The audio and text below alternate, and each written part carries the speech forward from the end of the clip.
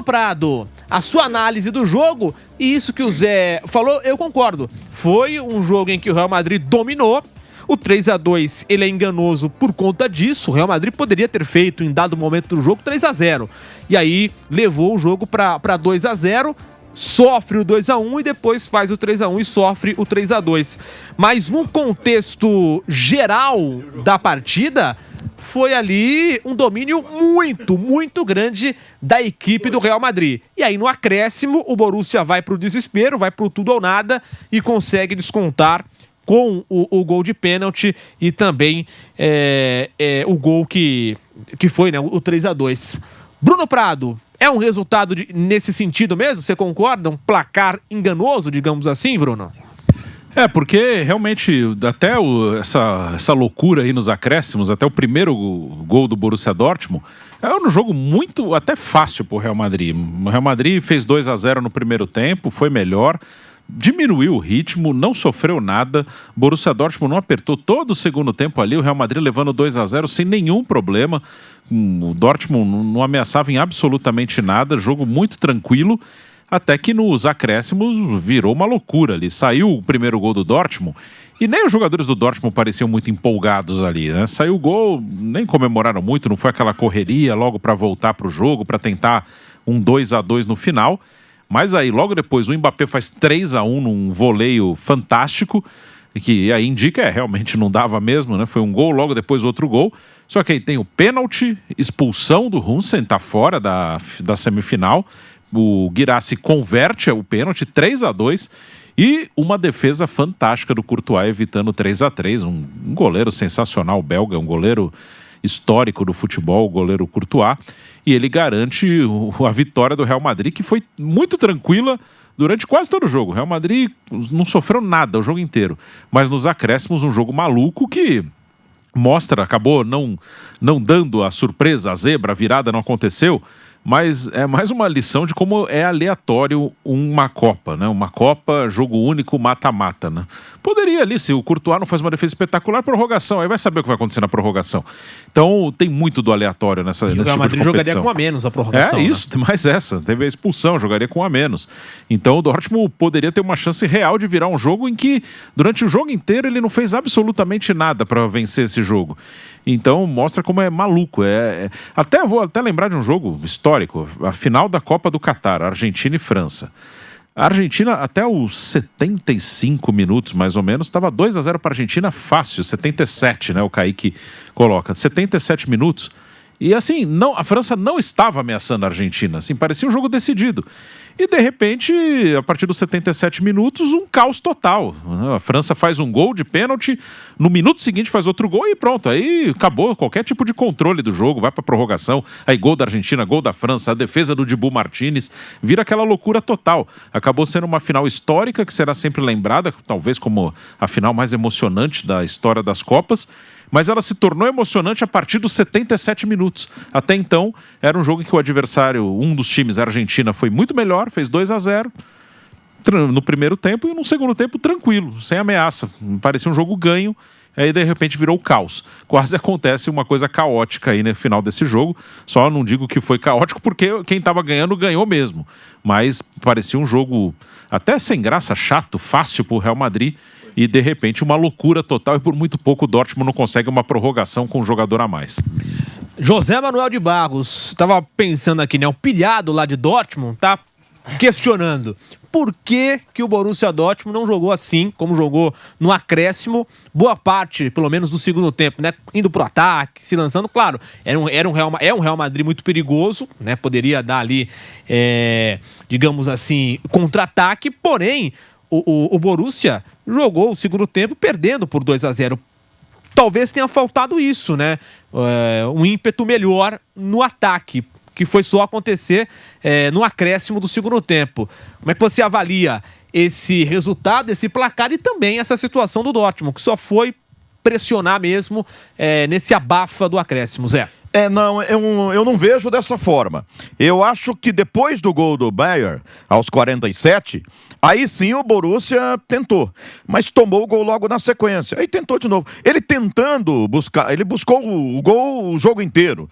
Porque o Real Madrid, depois que fez 2-0 e foi cedo, com menos de 20 minutos do primeiro tempo, o primeiro gol foi aos 9. O segundo foi aos 19. A partir dali que o Real Madrid falou, bom, tem semifinal na quarta-feira, tá mais de 30 graus, eu vou trazer o jogo para o meu ritmo. Ele ficou tentando fazer isso o jogo inteiro, o Real Madrid. E não dá para dizer que estava errado. Ele tentou trazer para um ritmo mais lento, administrando os 2 gols que ele marcou. Essa vitória por 2-0. E o Borussia Dortmund tentava, mas não tinha força. Não é que ele não queria. É que ele está enfrentando um grande adversário e, convenhamos, o Borussia Dortmund não vive a sua melhor fase, né? Tá tentando o Niko Kovac ainda armar um time para a próxima temporada. Não fez grandes jogos nessa Copa do Mundo de clubes, então estava tudo controlado. E o Real Madrid controlou o jogo até o término do tempo regulamentar. Do nada saiu um gol do Bayern. Não foi fruto assim de uma pressão do time do Borussia. Ok, a entrada do Mecha, que vinha sendo titular, ajudou aquela coisa toda, mas acho que não foi por isso que saiu o gol. A bola sobrou, alguém deu bobeira na marcação, as alterações do Real Madrid, o cansaço, sobrou, o cara bateu lá, o Bayern bateu, descontou. Quando descontou, o Borussia falou, opa, eu descontei, acho que dá. Só que logo na sequência, o tal do Mbappé me faz um gol. Eu não sei qual foi mais importante. O gol do Mbappé, que foi o terceiro, e é o gol da vitória, de 3-2, ou a defesa do Courtois, que é um goleiro fantástico, espetacular, e que evitou o terceiro gol. Talvez os dois, né? Mas aí fez o gol Mbappé, acabou de novo, 3-1, não tem mais nada. Rola o pênalti ali, outra bobeira, outra falha ali no miolo de zaga. Talvez o Heisen faça falta, a não ser que talvez até o Xabi Alonso faça 3 zagueiros de novo, né, com o Tchouaméni ali para ajudar, porque provavelmente vai entrar o Asensio ali, não sei, né? Mas aí surge essa oportunidade do pênalti, aí 3-2. E aí, cara, a coisa vira uma loucura. Aí sim, o Borussia, cara, eu tenho 2 minutos, eu vou pra cima, eu vou tentar um gol, eu tenho que achar um gol. Já que virou uma loucura o jogo, com 3 gols na prorrogação, é prorrogação, né? Nos acréscimos, é isso. Com 3 gols nos acréscimos, eu tenho que tentar, não adianta mais, eu vou pra cima. Aí sim ele foi. E aí o Courtois salvou a vitória do Real Madrid e garantiu o Real Madrid na semifinal. E tanto fica um indicativo da forma como o Real Madrid conseguia lidar de maneira tranquila com essa vitória parcial que tinha 2-0 até a parte final do jogo, que é justamente essa alteração que vocês citam, que entre o Kylian Mbappé sai Vinícius Júnior, Bellingham e também o Alexander-Arnold, que tinha sido, para muitos até aqui, um grande nome do Real Madrid no Mundial de Clubes, além do Gonzalo Garcia, né? Porque vinha fazendo muitas jogadas na parte construtiva, muito do encaixe também, aqueles questionamentos se ele iria dar certo ou não. Então, aos 67 minutos, que é ali cerca de 22 minutos do segundo tempo, faz essa alteração tripla, e aí praticamente você tira a sua equipe, que vinha até aquele momento sendo a principal protagonista do jogo, você perde esse ímpeto, já tinha feito 2-0 ainda no primeiro tempo, estava tranquilo, já tinha sentado um pouquinho no resultado, e aí você começa a partir dali a ver com que o cansaço ele se torne um componente, até porque o Real Madrid não vai ter o seu defensor, mas ainda assim também o Paris Saint-Germain não vai ter 2 atletas que são muito importantes. O Pátio e o Hernandes foram expulsos agora há pouco diante também do Bayern de Munique, não vão jogar na semifinal, e aí você tem parte dos grandes defensores das duas equipes que vão ficar fora dessa semifinal na próxima quarta-feira, e a partir daí você tem um Real Madrid que já tem muitos problemas defensivos nessa temporada, foram 78 gols sofridos até o momento do início dessa partida. Havia passado em branco nos últimos 2 duelos, né, tanto das oitavas quanto da última partida da fase de grupos, mas é um Real Madrid que vinha lidando com alguns problemas defensivos, havia achado uma forma de se defender e até então, pelo menos até a parte final do jogo contra o Borussia, não tinha sofrido, não tinha sido ameaçado pela equipe alemã, e aí no final das contas sofre um gol ali, bota aquele fogo no jogo, o Mbappé faz o 3-1 e na sequência sofre mais um gol, e no final das contas, você citou, Zé, é claro que o gol do Mbappé e tal, estatística, saiu ali o 44º gol dele na temporada, né, um grande nome, até porque é a primeira temporada dele vestindo a camisa do Real Madrid, mas no final das contas parece que é sempre o Courtois, né? No final das contas parece que é sempre eu acho ele. Que foi a única. Eu acho que foi a única defesa, grande defesa dele no jogo, né? Assim, e foi na hora que precisou, ele estava lá, né? Grande goleiro, na hora que precisa, só chamar que o cara desempenha. Aí inventei uma frase agora, 2-0 é um placar perigoso, viu? E foi, né? Hoje foi.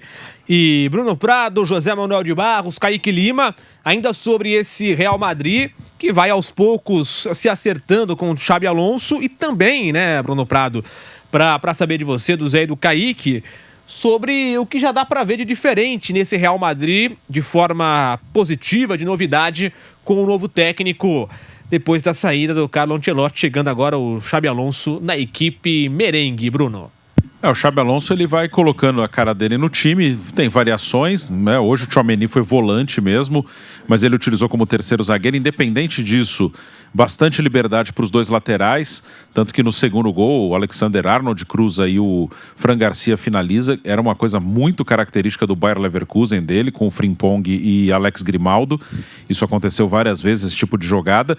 Vinícius, no primeiro jogo contra o Hilal, ele deixou o Vinícius muito preso na ponta esquerda, e o Rodrigo na direita. Foi o único jogo que o Rodrigo foi titular. Era um 4-3-3, assim, bem rígido. E o Vinícius, há um bom tempo, ele não joga nessa função, né? Já com o Ancelotti, há um bom tempo, principalmente depois da saída do Benzema, o Vinícius vinha atuando mais por dentro. Ele parte da esquerda, né? Ele cai mais para a esquerda, só que ele não atua ali na ponta mesmo, colado na lateral. Ele vem mais para dentro, e com as mudanças feitas pelo Xabi Alonso a partir do segundo jogo, ele voltou a um posicionamento mais natural dele, do Real Madrid nos últimos anos, né, como um atacante pela esquerda, mas não como um ponta, ele jogando mais próximo do outro atacante, que tem sido o Gonçalo nesse Mundial. O Gonçalo é outra novidade aí, uma aposta do Xabi Alonso, também pela necessidade, a ausência do Mbappé, a ausência do Endrick. O Gonçalo teve a chance, aproveitou muito bem, já fez 4 gols na competição. E o Arda Güler é outro grande destaque, né? O Arda Güler, que na primeira temporada teve lesões, não se acertou totalmente no Real Madrid, jogando como um volante mesmo, um meio-campista, participando da saída de bola, carimbando as jogadas, e o turco cresceu muito.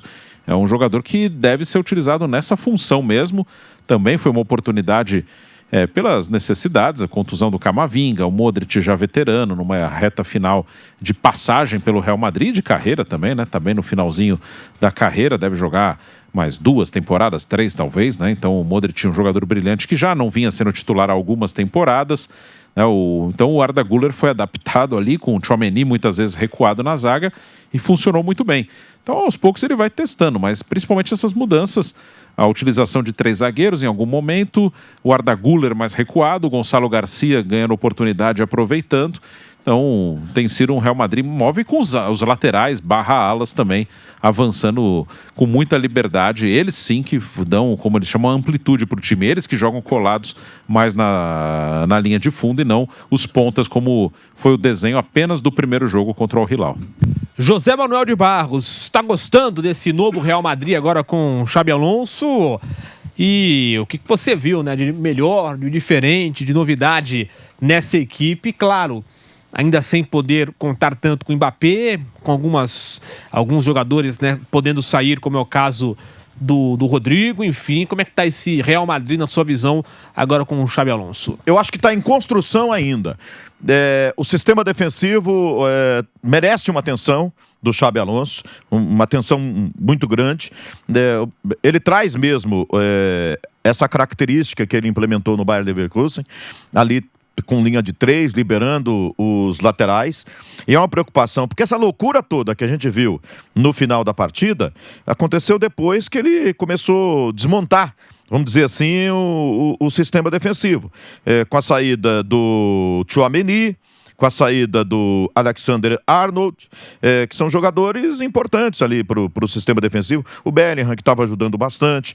Enfim, mas principalmente o Alexander-Arnold e o Tchouaméni, especialmente o Tchouaméni.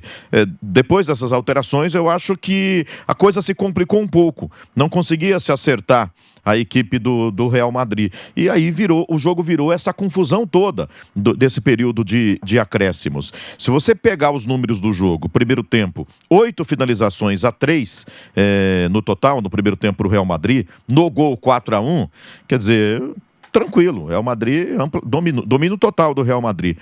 Aí você vai para o segundo tempo, são 9-7 em finalizações totais para a equipe do Borussia Dortmund e 4-4 em finalizações do gol, mas muito nessa parte final da partida, muito nessa reta final do jogo, quando com as alterações começou a bagunçar muito o time do Real Madrid. Perdeu a estrutura que o time tem trabalhando, imagino eu, com um novo treinador.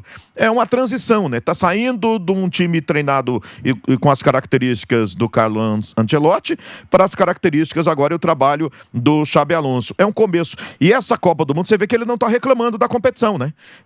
Há treinadores aí que torcem o nariz, ele não. Tá sendo ótimo para ele, que é a oportunidade dele trabalhar há um mês aí trabalhando com a equipe nos Estados Unidos, jogadores se aproximando, se conhecendo, ele montando uma nova estrutura para a equipe do Real Madrid.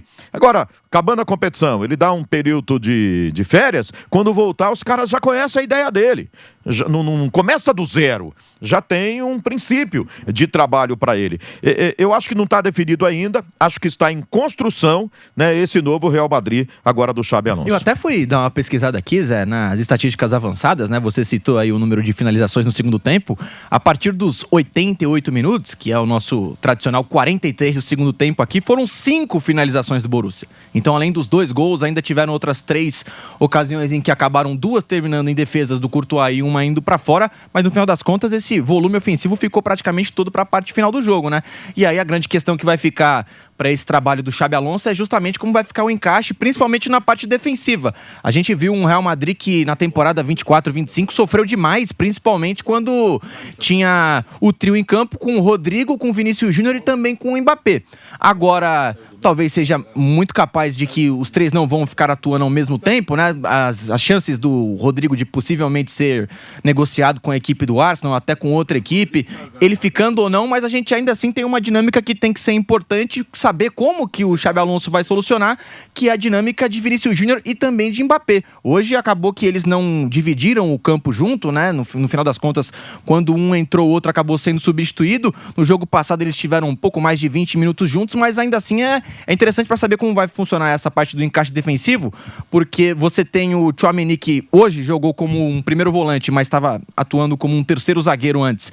E aí a gente não sabe como vai funcionar também com o encaixe pela direita, principalmente com o Alexander-Arnold, que no Liverpool tinha muita facilidade de vir um pouco mais para dentro, né, para conseguir abrir o Salah pela ponta direita e aí ele conseguir fazer parte dessa parte construtiva, muitas vezes jogando como meio-campista, mas também muitas vezes pisando bastante na área, com arremates de fora da área. Então acho que é um negócio que é interessante para saber como vai funcionar, porque no final das contas, você tem 2 jogadores que, apesar de serem extra classe, né, dos melhores do mundo, são 2 jogadores que praticamente não ajudam nada nesse momento sem a bola. Aí a questão também de como ele vai manusear o Vinícius Júnior para saber se o Vinícius Júnior vai ser um pouco mais sacrificado para tentar fazer o lado esquerdo do campo. A gente tem o Arda Güler, que vai ganhar minutos nessa temporada, nesse Mundial de Clubes, vem sendo uma das principais peças da construção de jogo do Real Madrid, né? E aí você coloca o Arda Güler junto com o Tchouaméni, possivelmente um Bellingham, e aí sim esse quarto componente que vai atuar pelo meio de campo, cria-se muitas dúvidas, mas no final das contas é um Real Madrid que vai ter alguns trabalhos, principalmente na parte defensiva, porque o jogo contra o Paris Saint-Germain é uma equipe muito ativa e é uma equipe também com muita potência, né? Então, é muita... Além de bolas na área, né? Mas é muita construção do jogo pelas laterais, é muita necessidade de você trazer com que os seus atletas de frente possam pressionar essa primeira bola, porque o Marquinhos, agora o Pátio está suspenso, mas ele não vai acabar jogando, mas ainda assim o Marquinhos, o Beraldo não tenham muita facilidade para essa construção de jogo, porque se você deixar ali o João Neves, o Vitinha ficarem flutuando naquela parte do meio de campo, eles vão construir pela parte central e a partir dali vai ser extremamente difícil quando encaixar com as peças de ataque que são extremamente perigosas. E pra gente fechar essa primeira parte aqui do pós-jogo Jovem Pan, com o Bruno, com o Zé e com o Kaique, a projeção de PSG e Real Madrid. Tem favorito, Bruno Prado? Você coloca uma porcentagem pra alguém? Bruno Prado, esse primeiro confronto, tem do outro lado Fluminense e Chelsea, vamos falar também depois, mas a princípio PSG e Real Madrid, Bruno. Eu acho que o PSG tem um favoritismo, não tem zebra aí. Se ganhar Real Madrid é normal. Lógico, né? O Real Madrid é um time fortíssimo, mas eu coloco o PSG como um favorito para o jogo, porque tem um time que termina a temporada jogando muito bem e é uma continuidade, né, do que foi feito no final da temporada. O Real Madrid está recomeçando, tem um novo treinador, até o Real Madrid cresceu durante a competição. Então eu coloco o PSG como favorito porque é um time já mais pronto, mais preparado, já com o trabalho em andamento. Então, para mim, PSG é favorito, mas não tem zebra não. Se der Real Madrid, não é zebra. Mas eu acho que o PSG está num momento melhor e com um trabalho mais consolidado. Se fosse para colocar uma numeração ali, né? Uma porcentagem, se daria... 55-45. É bem equilibrado. José Manuel de Barros, PSG e Real Madrid. Um jogo desse tamanho é duro, porque assim, o Real Madrid, se tiver condição já, imagina o Mbappé começando o jogo, enfrentando o ex-time dele, e ele tá brigando com os caras lá, né? Tá processando o Paris Saint-Germain por assédio, por uma série de coisas, né? Imagina um cara desse tamanho, né? Numa hora dessa, Bellingham, Mbappé, Vinícius Júnior... vão crescer demais. Aí você não vai exigir do Arda Güler, você não vai exigir dos meninos ali, que estão bem, né? Não tão menino, mas novato do time aí, o Fran Garcia, né? Pelo menos na equipe titular, né? Você não vai. De repente, até o Rodrigo possa ser pensado melhor, né, para um jogo desse tamanho, né? Não seria de mau tom por parte do Xabi Alonso, não. Enfim, né? Dá para montar uma zaga ali com o Tchouaméni, com o Rüdiger, se for fazer um terceiro ali, para que tenha pelo menos 2 jogadores de muita experiência, né? É jogo, assim, muito perto de um jogo equilibrado, mas não dá para você fugir do momento do PSG, né? O PSG terminou a temporada voando, né, atropelando, e no Mundial, excetuando o jogo que ele entrou inclusive com muitas reservas, mas depois foi buscar os titulares para tentar empatar, evitar a derrota para o Botafogo, excetuando essa derrota para o Botafogo, fez uma primeira fase ali, teoricamente ali, tranquilo, ninguém vai acelerar tudo logo no começo, né? E depois ele seguiu e crescendo, e fez um jogo, por exemplo, hoje contra o Bayern de Munique, numa intensidade muito grande. Em alguns momentos, e aí que eu me baseio, assim, que dá para aproximar um pouco o Real Madrid do PSG, porque em alguns momentos o Bayern de Munique foi melhor. Mas na minha cabeça, assim, PSG, Bayern de Munique, Manchester City, naquela oportunidade, estava um pouquinho à frente, e o Real Madrid pelo tamanho e pela camisa. Porque o Real Madrid é uma coisa assim, você não pode duvidar nunca do Real Madrid, né? Ele sempre dá um jeito, né, de chegar forte na hora da decisão, complicar a vida de todo mundo. Então, no final, para mim, esses 4 seriam colocados como favoritos, poderiam levar o título e estariam um pouco acima.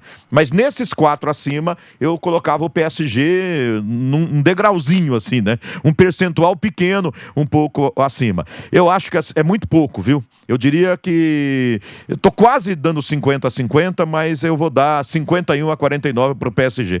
Eu acho muito próximo pela camisa, né? O momento do PSG é melhor, mas não dá para desprezar o tamanho e o peso da camisa do Real Madrid.